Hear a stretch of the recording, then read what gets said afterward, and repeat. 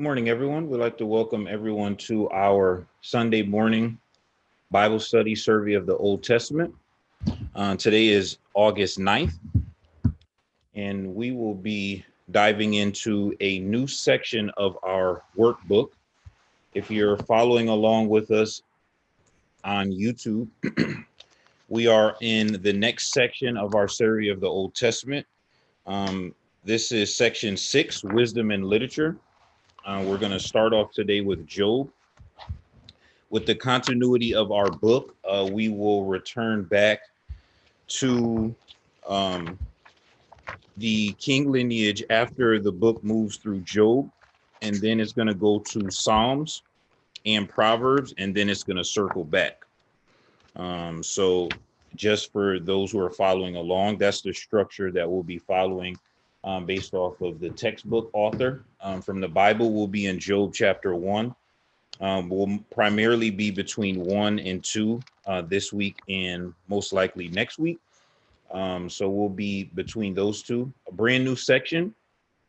So not only just a new lesson, but a brand new section. If you have a workbook, you'll notice that the lesson starts with 1 because each one of these sections start over. So just as a heads up, that is why that structure is set up that way. Prayerfully, everyone is doing well and blessed. We pray that today we'll be able to dive into this and glean God's blessings and lessons for us. This is a fantastic book. It's very multifaceted, very complex. So hopefully we'll be able to generate a strong discussion. Let's dive right into it. For our members, our brothers and sisters, please get ready. We're going to have a couple of readers. I'm going to read the first 5 verses. Someone can get ready to read 6 through 12. I'm going to read the first 5 just to get us started. So we're in Job chapter 1. I'm going to read the first 5, and then we're going to look at a basic description of Job and then dive into this heavenly counsel. There was a man in the land of Uz whose name was Job, and that man was blameless and upright and one who feared God and shunned evil. 7 sons and 3 daughters were born to him.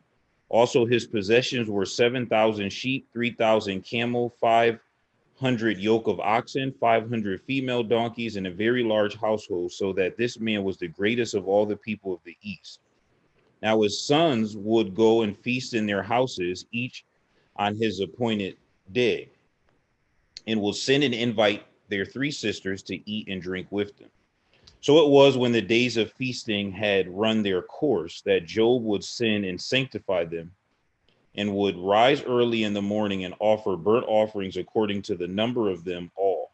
For Job said, "It may be that my sons have sinned and cursed God in their hearts." Thus Job did regularly. All right. First 2 questions. Describe the character and life of Job. Why is it important to have the above description at the beginning of the book? Right? These first 5 verses, what's the importance?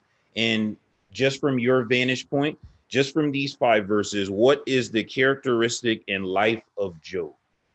Now, while you're preparing to answer this, just for continuity of timeline, Job's time frame is more in line with the beginning part of Genesis after several chapters. So Job's timeline is not after Solomon. His timeline is well before that. So for us as a congregation, we started July 1st reading the Bible in a year, and we're doing it in chronological order. So if you notice, there's a couple, I think 8 chapters in Genesis, and then we went to Job and then came back to read the remaining portion of Genesis. So just for us in terms of time frame, Job's timeline in terms of chronological order is well before David and Solomon. He's actually even this time frame is before this concept of Abraham or Moses or any of our other pillars that are throughout the Old Testament. This is more in line with Genesis, post Noah, but before we dive deep into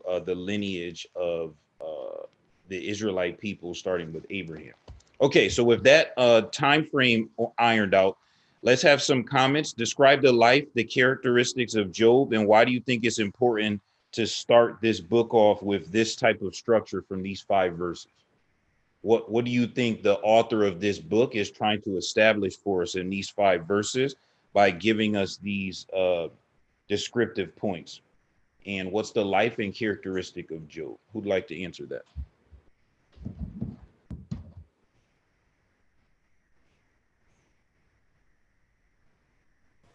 Well, Job was wealthy. We can definitely see that, but Okay. he also seems like one who is very humble. He doesn't seem. Uh, he seems like who fears God and shunned evil. He says, Mm-hmm. and knowing like from the story that we just followed from to understand what the uh, the knowledge is, wisdom is the fear of God.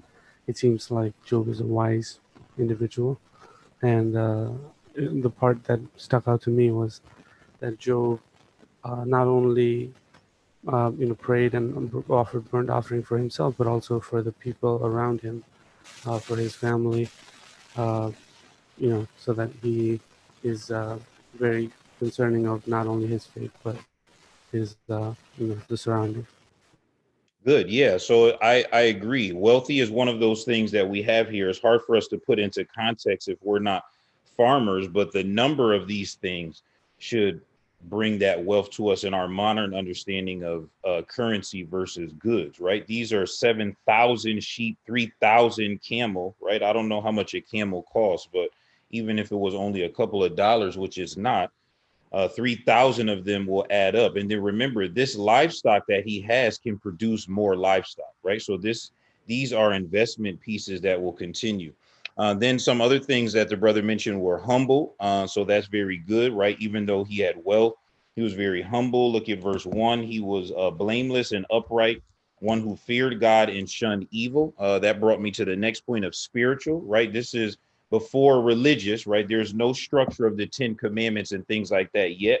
So there's a difference between religious and spiritual. So he was very spiritual, wise, and then parental, right? He not only prayed for himself, but he would give these burnt offerings and ask God for any forgiveness that his children have caused in their heart, because they may have sinned and cursed God in their heart. So very parental, very concerned for his children's well-being, which we're going to see throughout the rest of this book. But it's interesting that verse 5 starts off this way. We'll get to that probably later on this week or next week when we reference his children. But keep that verse 5 in your mind about him praying in advance for his children who may have sinned or cursed God in their heart. Good. Sister Karen? Yeah, I was going to mention the parental aspect of his life, that basically he knew his children. He knew his children. So even though he was a man of God, serving God, taking care of his household, he also knew his children. I know we have had people kill a young man kill someone, and then the mother will say, but he was such a God-fearing person, he was such a good person, that's not, it could have been my son who did that. But it's obvious that Job knew his children and knew that they could possibly sin in their hearts and sin, because he knows what they're made of, basically. Yeah, so this is true, right? He knew his children. He knew what type of people they were. He went to God on their behalf in advance. This is going to play out more clear as we get through chapters 1 and 2. But keep that in your mind, that comment about the parental aspect, because it's going to be repetitive in the beginning part of Job, and it's going to circle back towards the latter part of Job as well. So that's a very good point. Good. What about question 2? Anyone have any thoughts on why this book would start off this way?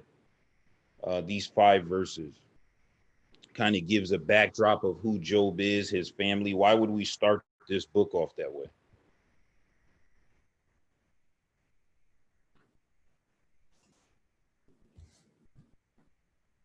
Yes, Sister Karen. Yeah, because the book of Job is we know the story of Job because we're Bible students. But the book of Job is basically about Job, his life, his family. So it made perfect sense to start it out that way, because it's an introduction. So it's an introduction to what the book is all about, to what Job is all about, to how God used Job, his family, and how Job's spirituality and fear of God and love of God played out in his whole life, which is, so his whole life was his family. So even though he loved God, his whole life was his family, and he knew how to prioritize. So I think that's why they started all this way. It's just an introduction to the details that are going to come up soon. Yeah, good point. So we're going to see that on the top layer, right? There's a relationship going to be between God and Job. We'll see that more. It touches on it a little bit.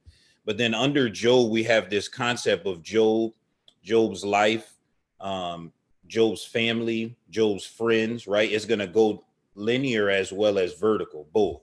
So it's going to be a horizontal effect. There's going to be a vertical effect in all aspects of Job's life, whether it's his relationship with God or his relationship with his physical surroundings are going to come into play in this book. So these first five verses are giving us an insight into Job, right? Because Job is the main character, obviously, of this book.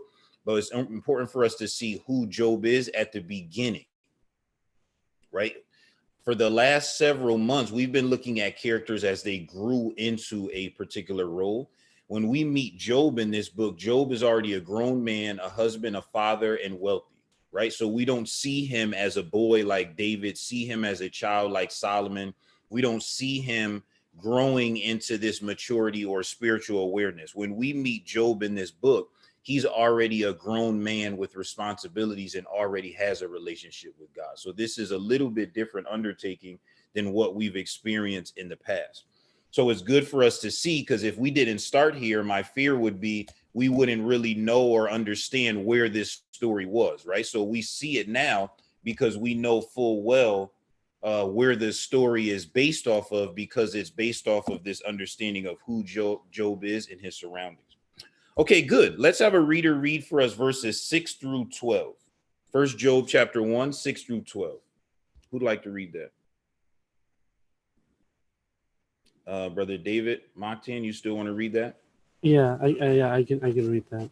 Sure. Okay. So Job, starting in verse 6, it reads, "Now there was a day when the sons of God came to present themselves before the Lord, and Satan also came among them. And the Lord said to Satan, 'From where do you come?' So Satan answered to the Lord and said, 'From going to and fro from on the earth, and from walking back and forth on it.' Then the Lord said to Satan, 'Have you considered my servant Job, that there is none like him on earth, a blameless and upright man, one who fears God and shuns evil?' So Satan answered the Lord and said, 'Does Job fear God for nothing? Have you not made a hedge around him, around his household, and around all that he has on every side? You have blessed the work of his hands, and possessions have increased in the land. And his possessions have increased in the land. But now stretch out your hand and touch all that he has, and he will surely curse you to your face.' And the Lord said to Satan, 'Behold, all that he has in your power, only do not lay behold, all that he has is in your power, only do not lay a hand on his person.'" All right, thank you. I'm going to jump around between these questions 3 through 6. This will be the bulk of the beginning of our discussion. We'll see how far we get to the first trial. There's a couple of things, though, with your comments that I want you to keep in the forefront of your mind. Really, this question 5, this charge that Satan has against Job, right? This concept that we have here, just put your mind as a Bible student outside of this chronological order of the survey of the Old Testament. And let's just for a couple of moments go back to heaven before earth was created, right? There was an uprising in the heavenly realm with the angels, where Satan had persuaded a third of the angels to believe that they, in fact, could be God themselves, or deserve to have God's throne, or deserve to be more than what God had created them to be. So an uprising started, and they fought the angels, and they lost, and therefore was casted out of heaven, right? God made heaven and earth in the beginning, and the spirit was hovering over the waters of the deep, and God said, "Let there be light." And there was day and there was night the very first day. Then every day God started creating things, and on the sixth day God said, "Let's make man in our own image." Now, for a second, if you had just had an uprising for a desire to be more than what you were created, and God then makes something new in his own image, it does not surprise me how much Satan hates mankind, right? That to Satan's point of view, that would be a slap in the face, right? Like it now, you're going to create something that's in your own image, and the angelical realm really would be messengers in serving God's divine purpose to this mankind that's created in God's image as a tool to help them along in the physical and in the spiritual. Think of it from that point of view, because I think the world misunderstands Satan and God's interaction and relationship, because we don't spend much time as human beings discussing the origin of this, right? The origin of this is based off of a rebellion and a desire to be more. You want to be more, and then God creates something brand new in a new realm. That realm is for this something new, not for you. And that something new is made in God's own image according to his likeness. I mean, this is a slap in the face. Then you corrupt that thing that God created by realizing their frailties and limitations and their sinful desires. And God then gets mad, but not destroying them. Instead says, I'm going to create a seed, a sacrifice, a blessing, an atonement for their sin through them.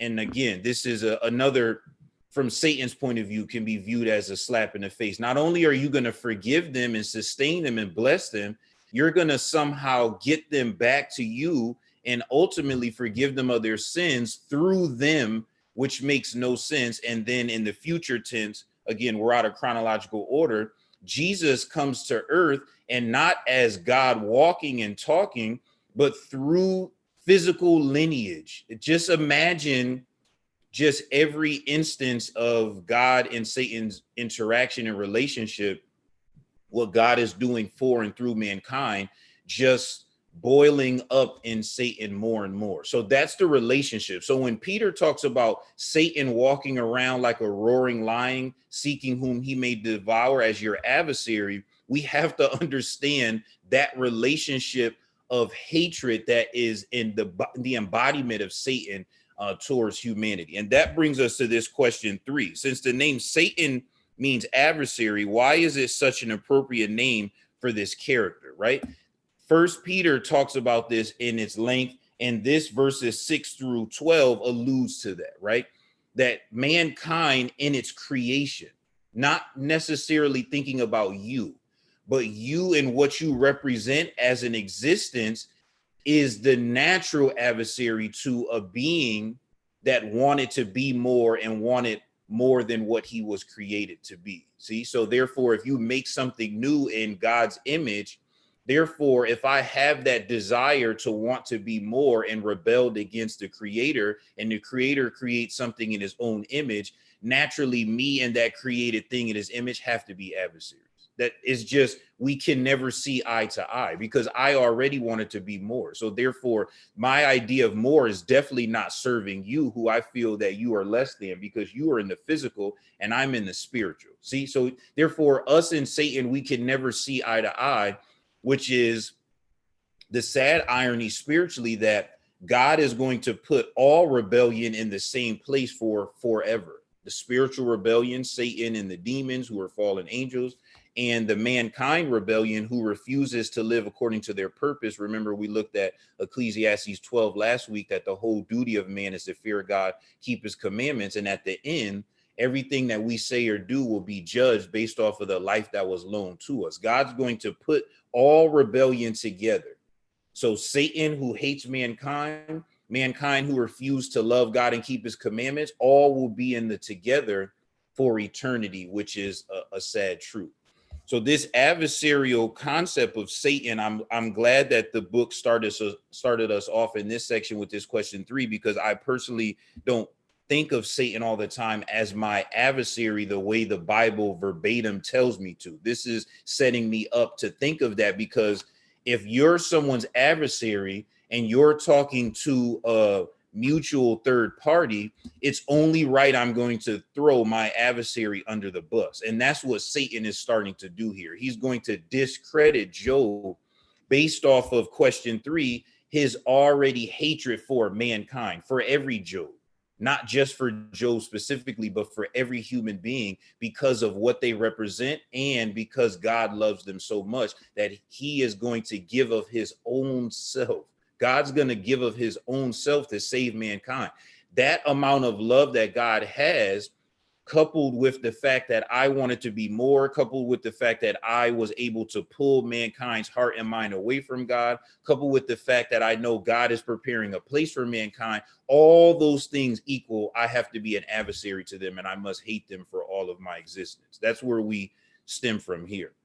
And then question 4 is, what important point lies in the fact that Satan had to come before God before he could do anything against Job? So let's jump into 3 and 4. We'll answer 5 and 6 together. Any comments on 3 and 4? Satan's name being adversary as a meaning. Why is that appropriate? And question 4, what important point lies in the fact that Satan had to come before God before he could do anything against Job? Especially keeping in mind that Satan had already rebelled. He already persuaded a third of the angels. He already got kicked out. He already had tempted and persuaded Adam and Eve to disobey God. Why in the world would Satan have to go before God to do anything or say anything against Job? Any thoughts?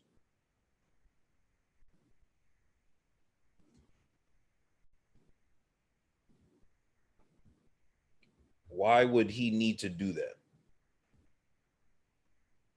He already seems to have free reign in the physical world. So why would he have to go into the spiritual realm and go before God to take a charge against Job? So I think that, first of all, he noticed and he knew that God had hedge of protection around Job, right? He saw that. So Satan saw that Job was protected. Now you mentioned, with Adam and Eve, and he's roaming, and he didn't ask for the same permission. And I can say that the Bible didn't reference a hedge around Adam and Eve. They had free will and they were doing what they wanted to do. And so Satan came and tempted them. But Satan noticed right off the bat that there was something different about Job, that he could not just go touch Job. And I think, the Bible talks about not doing their, God talks about not harming his prophets or his anointing ones. So he had to ask God's permission. What I love about it is that he had to ask, right? And for us, I think it's imperative to think that, wow, you know what? God has us protected. We have the Holy Spirit. We have an angel. We have a God there. We are protected. And so when things happen, we know if things happen to us before, and sometimes I know we get really upset about what's happening in our lives, but also thinking about, God is still in control, because even though God removed the hedge around Job, God knew how faithful Job was. And so for that, he wasn't worried about Job stumbling or falling, but Satan had to ask. I love that he had to ask, right? Because that's like, it puts him in a very vulnerable position, the fact that you have to ask, right? You can't just do what you want to do. There are some limitations, and he was faced with one when he tried to go up against Job.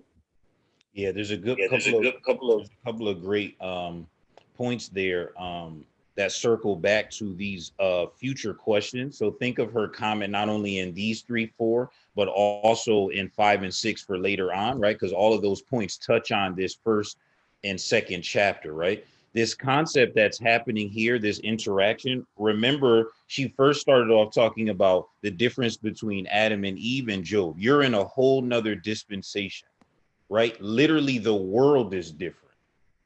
Right? Like the world that Job is standing on, literally its physical existence is different than the world that Adam and Eve was standing on. One was based off of perfection, and one is based off of sin in a dispensation that we understand and know now, right? So that's one thing. Also, physically, the world was different as well when we start talking about anything post Noah. So these sort of things that we're looking at is a different structural setup. I think is also worth noting that Satan is able to move freely between the physical realm and the heavenly realm, right? Angels moving freely between the physical realm and the heavenly realm, right? That's pretty audacious to me, right? The ability to go back somewhere where you rebel.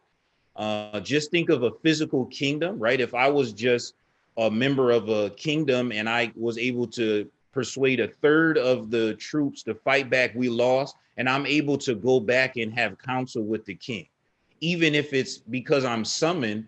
The fact that the king still allows me to exist is something that is critical in terms of our knowledge and understanding. So I agree. And then she was mentioning about God always giving permission. I was thinking of 1 Corinthians chapter 10, verse 13, 1 Corinthians 10, verse 13, for our New Testament, New Covenant dispensation understanding. No temptation has overtaken you except such as common to man, but God is faithful, who will not allow you to be tempted beyond what you are able, but with the temptation will also make the way of escape that you may be able to bear it.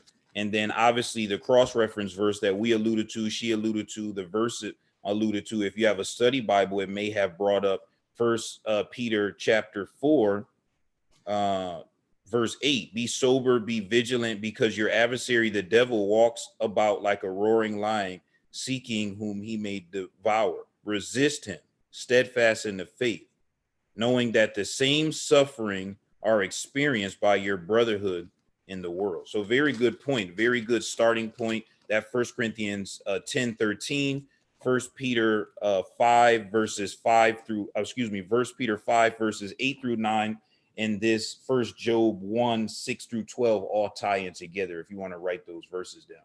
Okay, Sister Erica, did you have your hand? I did, but you alluded to it briefly. I was just going to say that whether we're in the physical realm or the spiritual realm, everything has to ultimately submit to God's dominion. And I think often folks give the enemy, the devil, the adversary, way too much power. And every time I read this particular scripture, I'm reminded that he too submits to God by even showing up in the presence of God is acknowledgement that he is not above God or beyond God. And so anything that he does is not done to us without God noticing it, without God allowing it, and without God having some prescribed remedy for it in the end. And so this is a long book where there's tons of things that Job will ultimately experience.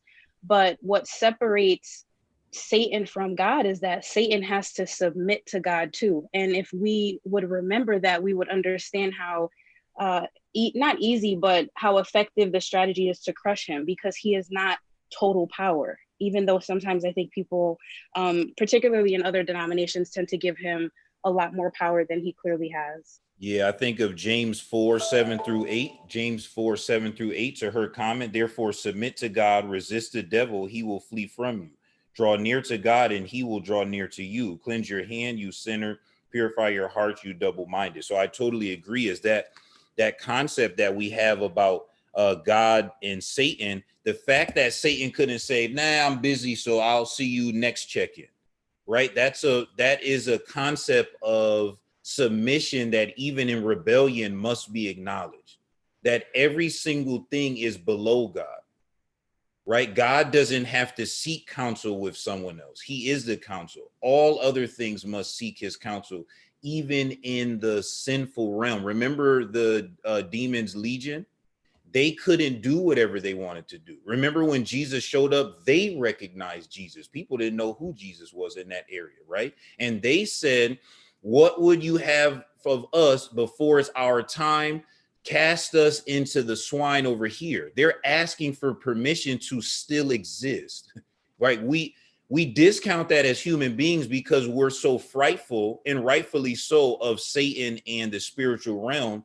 but they are subjected to God. And that's something that's critical for our understanding. So if we think of James, now it should make more sense. If everything is subject to God, even Satan, therefore, if I draw near to God, it makes sense that the devil will flee from us. But if we miss that structure, it's going to be hard to make that point in our lives. So think of that and your daily walk, in your daily struggles, that no temptation that is in your life is too great for God to pull you out of, and he's giving you a way, but you got to draw near to God to overcome those sort of things, and don't give Satan more power in your life than God deemed necessary. Good point. Brother Kuman. Hello, can you hear me? Yes. All right. Hey, I also I like Job, because to me it's like God, when it comes to Job, just like whole story of Job and the way that he handled it with Satan, is like he's like a proud parent, you know. Like most parents know, like if they have one of those great kids, they'll be like, oh yeah, I don't have to worry about him at all. And it's like, and with Satan, he's like, well, of course you say that because he has everything. You know, take everything away, will he still be that same great child? You know what I mean? Like, how is he going to react? Because like even with us today, like everyone's faithful and holy and everything when everything's going good. But once stuff start going bad, are we still going to be that same faithful, holy person that we were when we had everything? And this is a great example, like how much faith Job had and how God favored him, and he was right when it came to the whole situation of what kind of person Job was. Yeah, it's important that we look at this parental aspect. We know that God is the ultimate father. Jesus talks about, if you as fathers, if your kid asks for something, not going to give them a stone or a snake if they're looking for bread. Don't you think your heavenly father knows what you need and want and will bless you? We made a point about Job as a father, thinking on behalf of his kids. So it's only right to now look at the very next two verses to remember that God is the creator and the ultimate father, and he is mentioning his child, right? And then also in verse 6, I should have noted this before, when it's talking about sons of God, lowercase, that's not son of God, capital S for Jesus.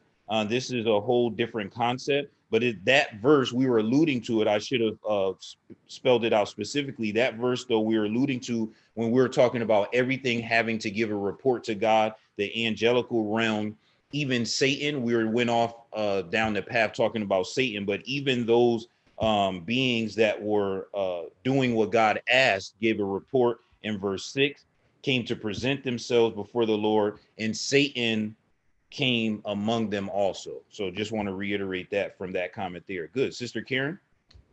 Yes, I was here just looking at Job. You know, we tend to say that we like the benefits of being Job. We as Christians, we like the fact that God is protecting us, God is helping us, God is has his arms wrapped around us, and the devil has to go to God before he approaches. But here's the thing though, are we really like Job? I mean, Job earned it. If you think about it, Job lived a very spiritual, humble. He was in tune with God. He was one of God's soldiers, right? He was one of God's devout children.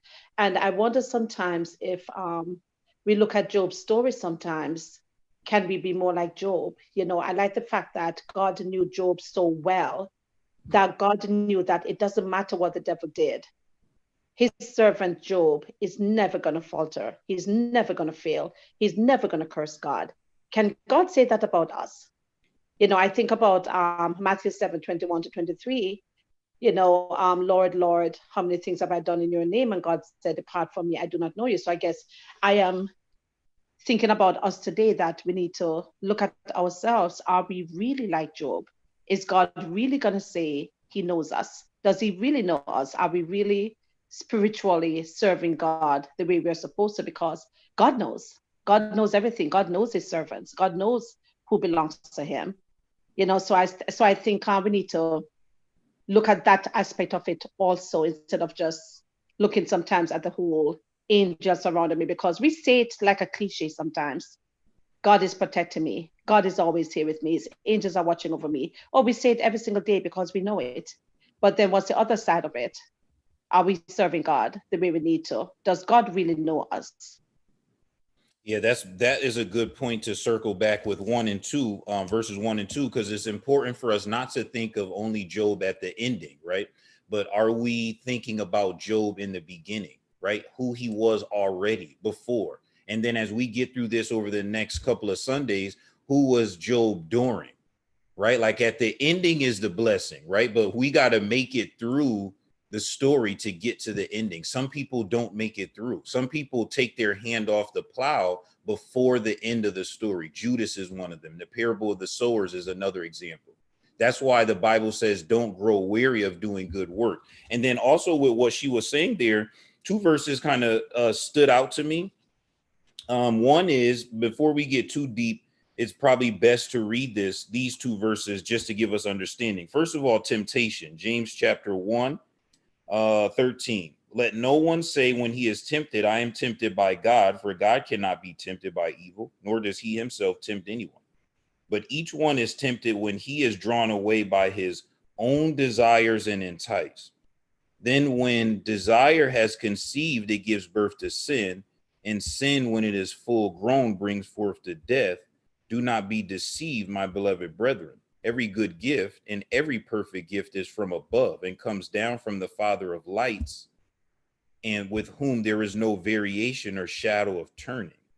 Of his own will he brought us forth by the word of truth, that we might be a kind of first fruits of his creatures. Remember, I told you to remember verse 5 about him praying on behalf of his children.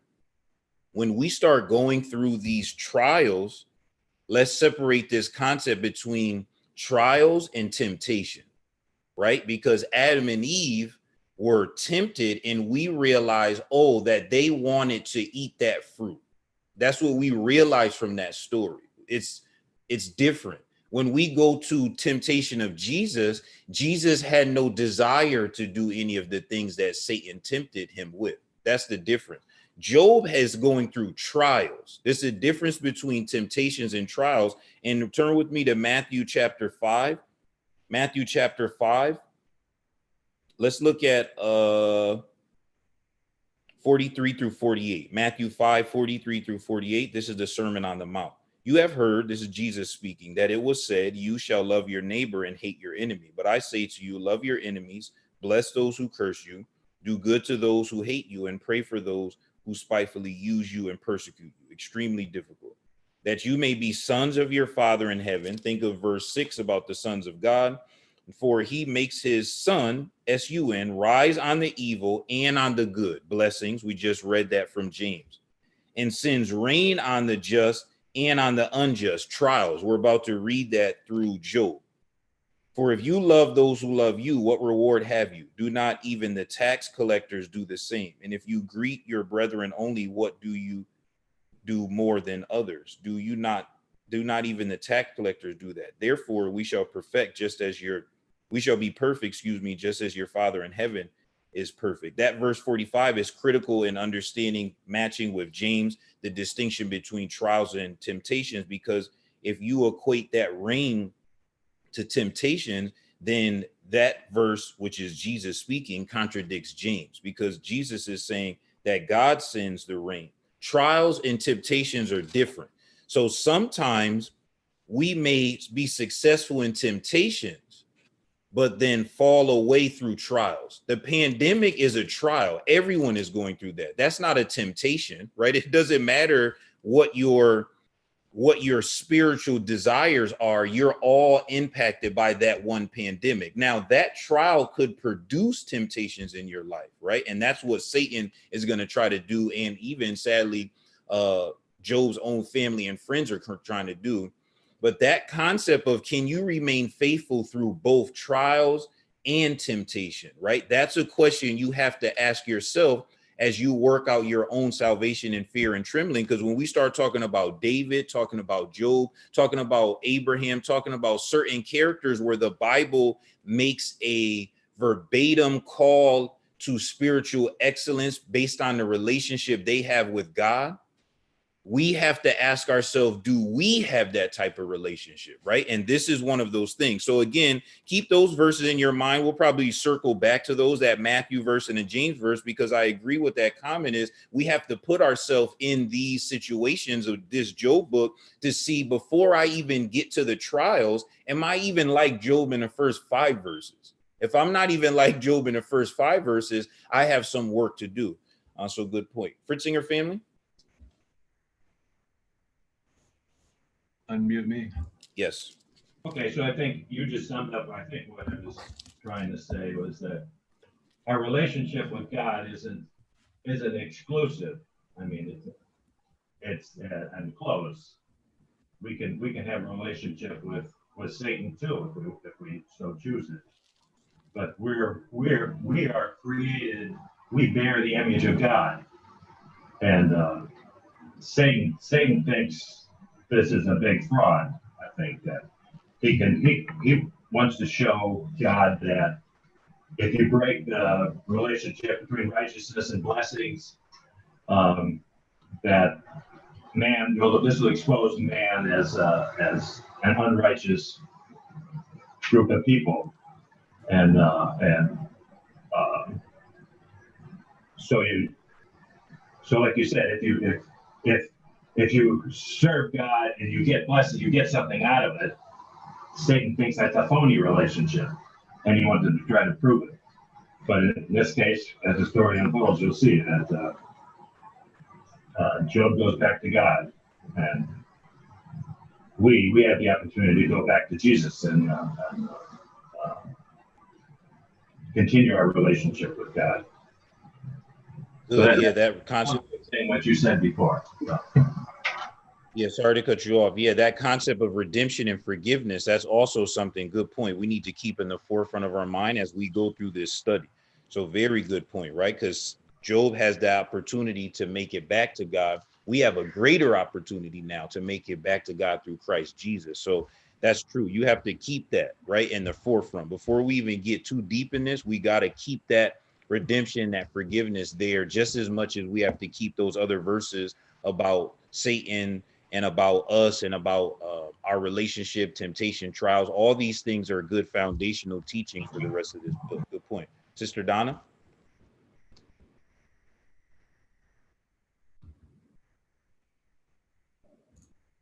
Sorry. When I look at the difference between the temptation and the trial,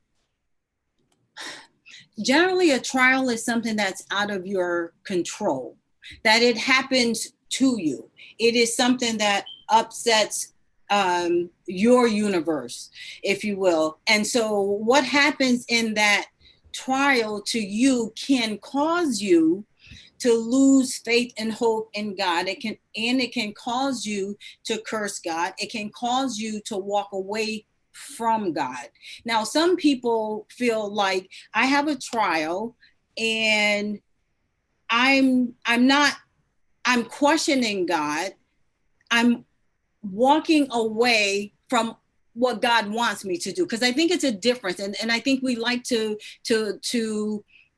play this game of, well, I never walked away from God, I'm still here. But what you walked away from what God wanted you to do, right? So you walked away from that situation knowing God wanted you to go right and you went left. But then you said, but I really didn't walk away from God. So things that happen that way, sometimes those trials could be out of our control and or in our control.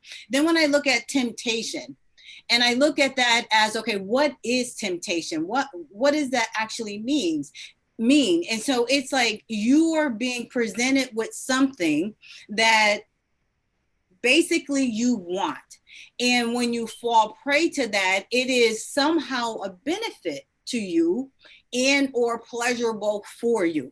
And that is what makes it hard to walk away from temptation. Now, when God provides a way out for us, we know we're tempted, right? You can still be tempted for the things you want, right? That's what sin is, right? In the world, people want to do this, they want to do that, and everybody wants to do what they want to do, which is always 9 times out of 10 contrary to what God wants us to do.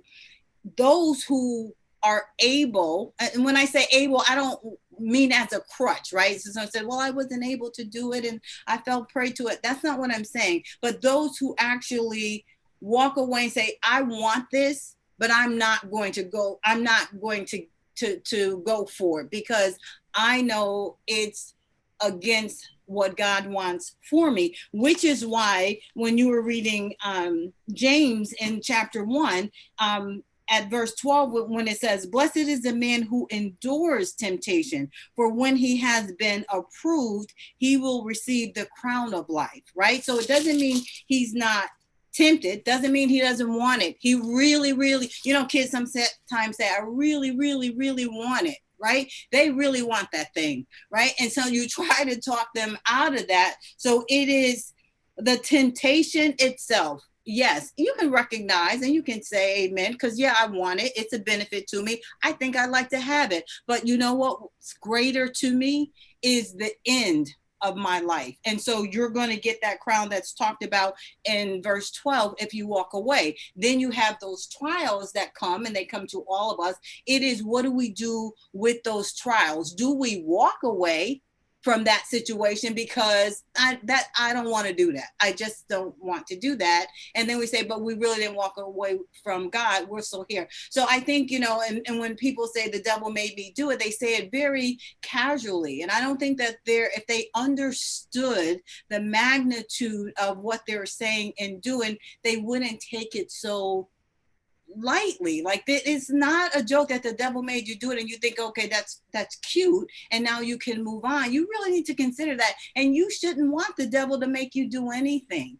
So I mean, looking at this, it to me really brings another it sheds another light on it for me, like the seriousness of that interaction between God and Satan and how it impacts us, and how, we are tempted with these things from Satan. But then God says, listen, you don't go left. Here's what I have for you if you go right. Yeah, I agree with that. That comment is the bridge really between 3 and 4 and 5 and 6. And here's why I'm thinking that way. Because when we want to get our minds wrapped around this concept of trials and temptations, first, I agree, it's important for us to define those in our own understanding, because people are very slick, right? So people are going to use verbiage to make what they're doing justified, right? Here's an example for us that we can understand. Not being able to worship physically in this part of the world where we are right now is a trial that every person is facing. Some people fell away though. And some people are going to say, I never fell away because I had no way to go to church anyway. See, there was no way. Even you couldn't go. So how you going to say I fell away? See what we're saying? Some people are going to be like, I didn't fall away. I just didn't join the live stream, but I never fell away because you couldn't have church anyway. So how you going to say I fell away?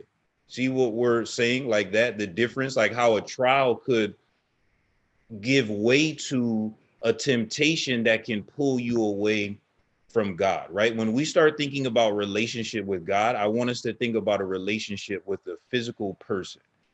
If I don't come home even one day out of the week on a regular basis, did I fall away from the relationship? Let me ask the other person, because I'm going to say no. Now, let's say 2 days out of the week. It's only 7 days, 3 days. Now we're creeping up to half.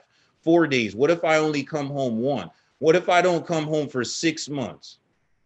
That other person during the 6 months, did I fall away? Or am I still, did that person view me and them as still equally yoked in the same relationship, given the same amount of effort? No way.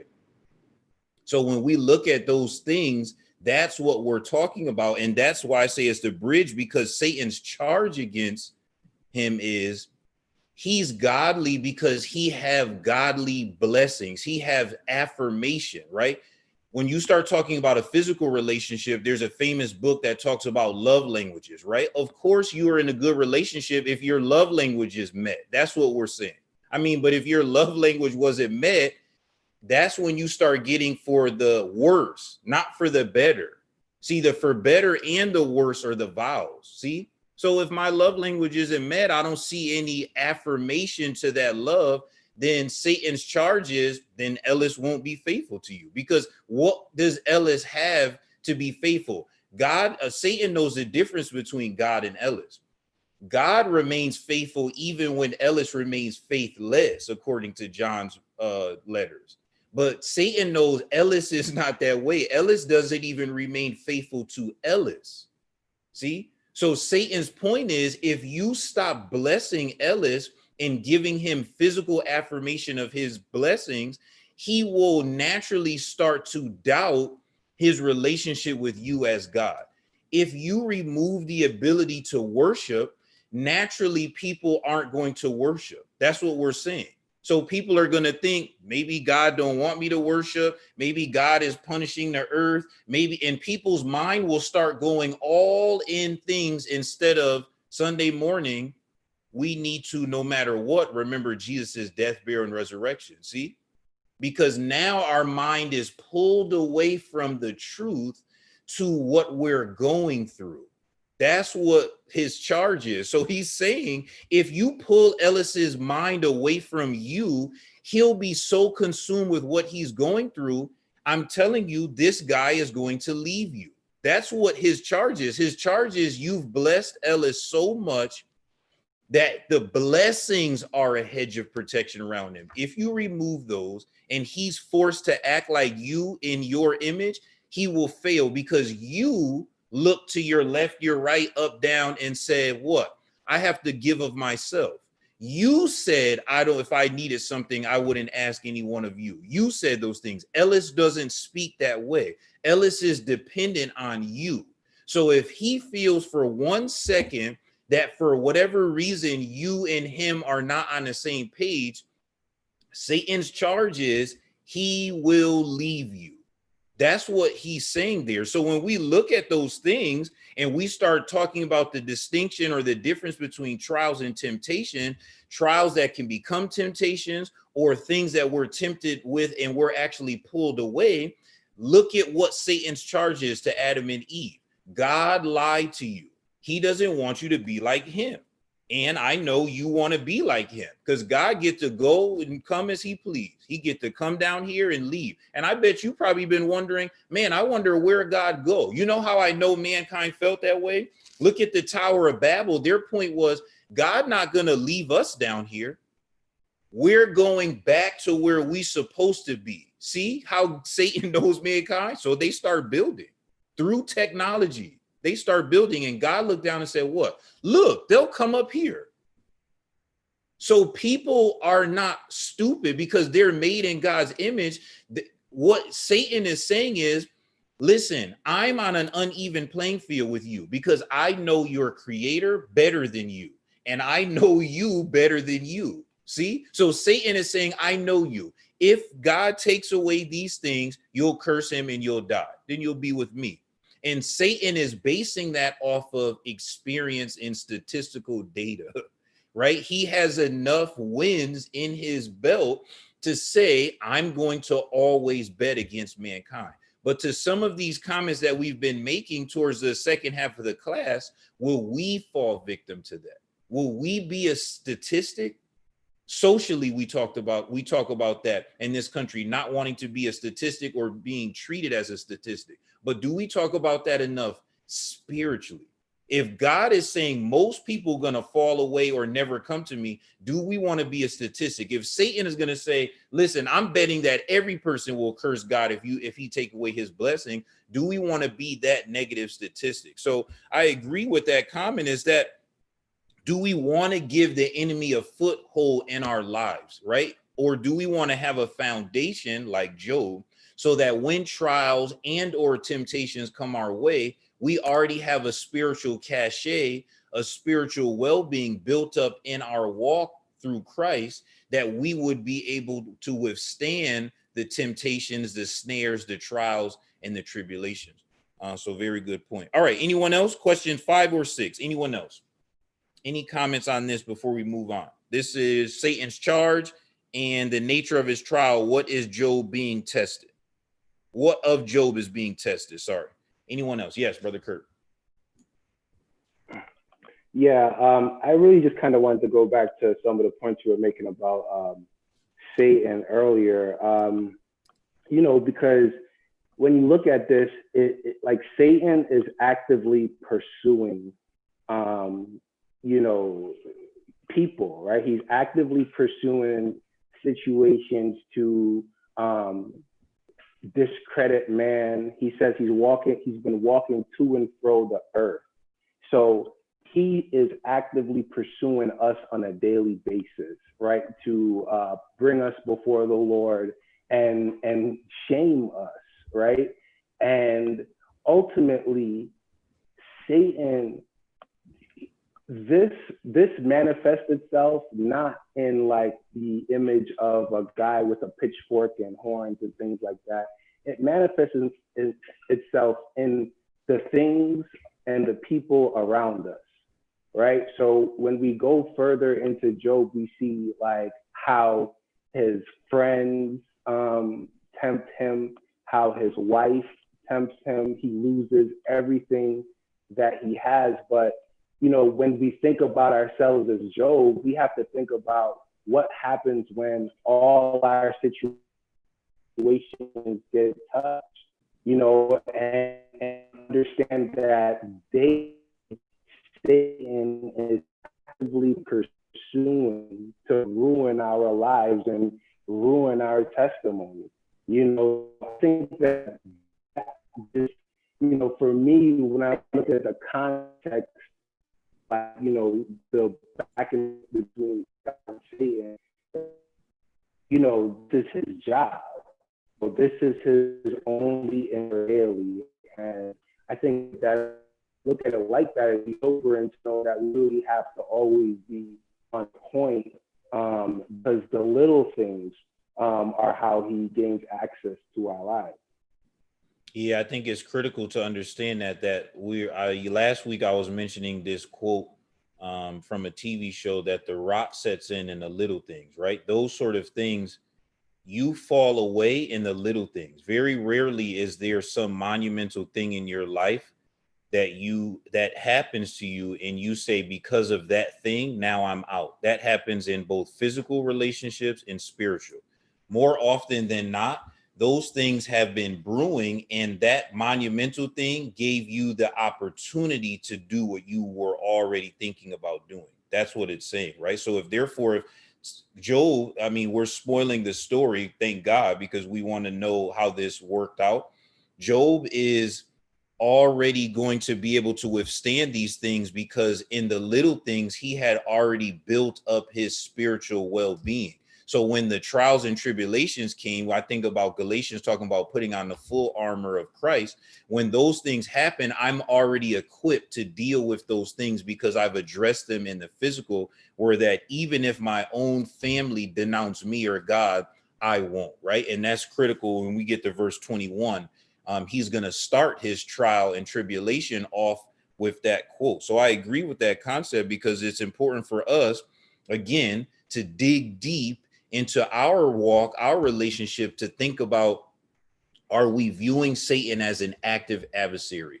Or are we viewing him as a comic book character, right? That visual representation that he was talking about. Or am I remembering through Job that Satan is not silly? He's not going to come at me in that form in which I'll know, hey, Satan is coming. He's going to come at me in areas in which I'm going to be caught off guard. And that's the difference, right? When Peter was walking on water, it wasn't like a red hand came out of the water and started to pull Peter down. Then of course he would sink.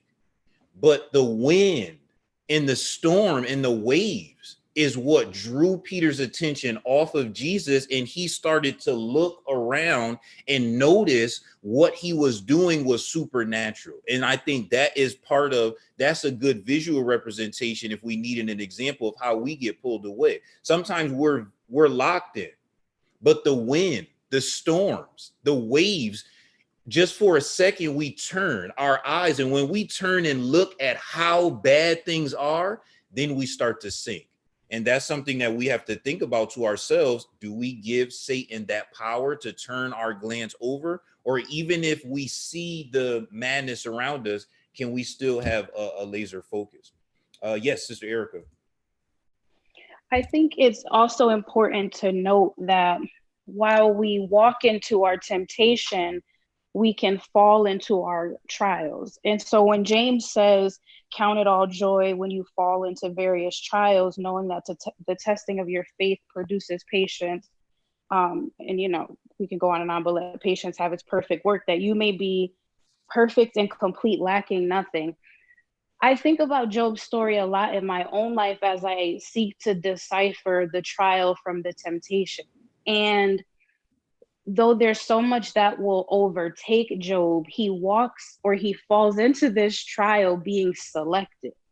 And I think that we often, as the chosen people of God, discredit sometimes even ourselves when we go into those hard seasons. It's not always because of sin. Sometimes God chose you for that, to show Satan that you are able to endure, that you can be perfect and complete, lacking nothing, even when you possess nothing.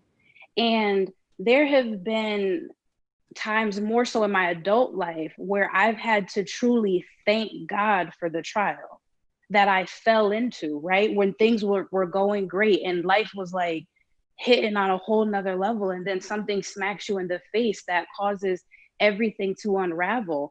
And in that moment, you're sitting in a room or you're crying in your prayer closet and you're trying to figure out, what did I do, God, to deserve this? And God will tell you, like Jesus told the disciples, I chose you. And I think that there's so much terror, but beauty in that. And so I say that to just encourage those who may be listening. And if you fell into something that was beyond your control, right? That was beyond anything that you could have put your hand on to say, okay, no, I can fix this. Sometimes it's worth thanking God. And I think that that's what James meant when he said to count it all joy, because even though the trial is crushing you, right? Paul tells us that we may be crushed, but we're not dead. And none of us have strived to the point of blood for the kingdom. And I think that if we look at our lives that way, sometimes we would be so much more appreciative of what God allows that touches us, but truly does not disable our souls from being in the palm of his hand. Yeah, I agree. Like we have to, and this is hard. This is a hard saying. We have to get our mind to understand trials are coming to everyone. There is no one exempt from trial. Temptation is on you. That's on your desire. Bad things are going to happen to every single person. You could have already been dealing with anxiety and depression in your life. This trial of the pandemic made that worse. See, you were already dealing with that. Not every human being on earth was dealing with that. But when March hit, that same trial hit everyone, those who were dealing with anxiety and depression and those who weren't. It hit them unequally because each person was impacted by the same trial. And depending on where you were in your life, that trial started to impact you differently. I think of Wednesday night. We just were talking about Jesus, right? Jesus started to preach about his body and his blood and partaking in it. Disciples left. He looked to the 12 and said, are you going to leave too? Now, when we get to John and he's praying, what does Jesus say after the Lord's Supper when he's in the Garden of Gethsemane? He thanks God that only the one that they knew would leave, which was Judas, left. I lost none that was given to me. So that comment that she's talking about, there's a difference between those that chose to walk with Jesus and those that Jesus chose to walk with him. He chose 12. That's different than the people they were grabbing along the way in 3.5 years. Some of those people from along the way ran, but the people that Jesus handpicked stayed. And Jesus thanked God for that, even in the moments before he was going to be arrested. That's important for us to understand. There's a big difference. So when we start looking at that, choosing, that is what we have to rest our hearts and our minds in, deep in that. Look at Philippians to that point as well, right? Philippians chapter 4, verses 10 through 13. There are several verses we could go to from what Sister Erica was talking about with Paul. This one jumps out to me, Philippians 4:10. But I rejoiced in the Lord greatly that now, at last, Your care for me has flourished again, though you surely did care, but you lacked opportunity. You wanted to do, but you couldn't. Now that I speak in regard to need, for I have learned in whatever state I am to be content. Now, when you have, it's easy to be content, or easier to be content. It's still difficult, but it may be easier for this sentence to conceptualize, right? But that's not what he's talking about. He's talking about both having and not having. How do we know? Verse 12, I know how to be abased, and I know how to abound. Everywhere and in all things, I have learned both to be full and to be hungry, both to abound and to suffer need. I can do all things through Christ who strengthens me, all things, even the bad things. See, some of us may not have and never had. Your concept is based off of your vantage point. That's humanity. Some people have and never didn't have. Your concept is based off of your vantage point. Paul is saying, I've been on both spectrums. So when I tell you I can do all things through Christ that strengthened me, I'm not speaking from one vantage point. Some of us have those testimonies. For those of us who don't, we need to listen, because some of us only see things through our vantage point. Other people see things from multiple vantage points. Which viewpoint is greater? God's got to see things from multiple vantage points. If you only view things from your experience in the now, you're not going to be as prepared as you could be for the future, because like we've been alluding to all class, bad things will happen because this is the sinful world that we live in, right? The disciples said, who sinned? This guy or his parents? Jesus said what? Stop thinking of bad things like that. Remember, this tower fell on this many people. Remember, this bad thing happened. Bad things are going to happen all the time. He said that in the Beatitudes. He said that in Sermon on the Mount. He said that talking to the disciples. Jesus kept saying that. But even when Jesus left, somehow people are still confused and equate spiritual greatness or spiritual favor with physical blessings. Question 6, considering the nature of his trial, what of Job's is being tested? Ultimately, his relationship with God is being tested. The tools of those trials to test that relationship are his physical blessings. The tools. His physical blessings aren't what's being tested, see? But his relationship with God is what's being tested. That's why I say all the time when we're dealing with the pandemic, I personally do not put my mind always in the fact that God is punishing mankind, because the amount of people that died, there have been people who have died in our dispensation in the 1800s, 1900s, in the millions. Don't you think those people during that time when million people died thought, man, maybe this is the end of the world? Not to minimize the amount of death now, but my mind goes somewhere else. Instead of me thinking 100% that God is punishing mankind because God is worrying about sinful things, maybe this trial for humanity is tempting me as an individual Ellis to worship less. That's where my mind goes, because I can see how this pandemic could cause me to worship less, because I'm going to start saying, this is what's happening around me and it's not my fault. Think of Job. So what you want me to do about it? See what I'm saying? If I start conceptualizing that the only thing is that God is punishing mankind, you know what I'm going to say? Oh, I'm a Christian, so God not punishing me. He must be punishing sinners. And therefore, I take myself out of the trial. To me personally, that don't help me grow. What helps me grow is to think, Ellis, could this thing that's happening to the whole world, could this be impacting you for the negative? Could it be impacting you for the positive? What is your interaction with it? Are you drawing closer to God or falling away from God? You.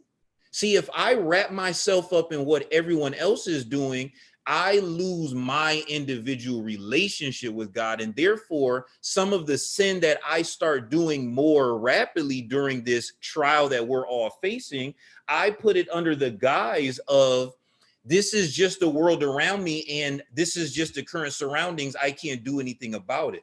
But when I think that whether I am abased or abound, whether I'm in need or I have, I got to be able to do all things through Christ that strengthens me. That means even in the midst of trials, tribulations, and temptation, I still have to give God credit for who he says he is. That's something critical that I don't spend enough time on. So when I looked at this lesson, I start to think of that in my own life in the today. To say, was I prepared for a trial like this? No, I was not. Therefore, now that I'm going through this trial, how do I make sure it doesn't give a foothold to further temptation in my life? I have to start preparing my mind during these negative times, because my physical, anything could happen. I can't determine what happens to my physical. Anything and everything is about to happen to Job's physical. But what about his mind, the real Job?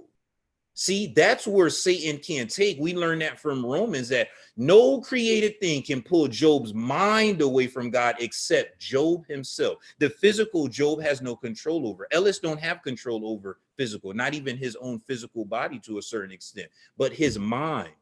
Where will Ellis put his mind during trials and tribulations? Jesus put his mind on higher things. So when he was tempted, when he was going through that literal trial, his mind was somewhere else, to the point where sometimes they kept asking, aren't you going to answer? He wasn't even defending himself because his mind was somewhere else. Today, where is our mind? The world's mind is lost in sorrow, but where is our mind? Paul is saying that even in shipwreck, I had to put my mind where Christ is.